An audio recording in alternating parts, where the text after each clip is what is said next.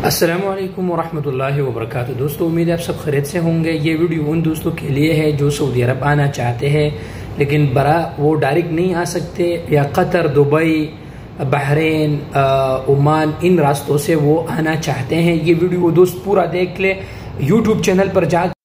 तो दोस्तों, बाद में ये करना चाहता था कि जैसा कि आपको पता है कि कीनिया में जो कुछ हुआ, वहाँ पर पाकिस्तानियों को जो मुश्किलात है, उसका वजह क्या था? उसका वजह यही था दोस्तों कि ये वही हरकतें बाज़ पाकिस्तानी दुबई में भी दोहरा रहे हैं। ये मुझे कुछ भी नहीं चाहिए, बस आप लोगों को एक जो है ना अपना बता रहा होता है कि आप लोग मुसीबत से बच जाए। आप लोग अगर दुबई, बहरीन, जिस मुल्क में भी आप आना चाहते हैं तो आप वहाँ आए, वहाँ उनके रूल्स फॉलो करें, वहाँ पर आप करंटीन में रहें और बाहर मत घूमें। आप ये नहीं कि आप वहाँ बाहर जाके सेल्फियाँ बनाए और ये वो पाकिस्तान जैसे पाकिस्तान में जैसे आज़ादी उस तरह हरकतें करें।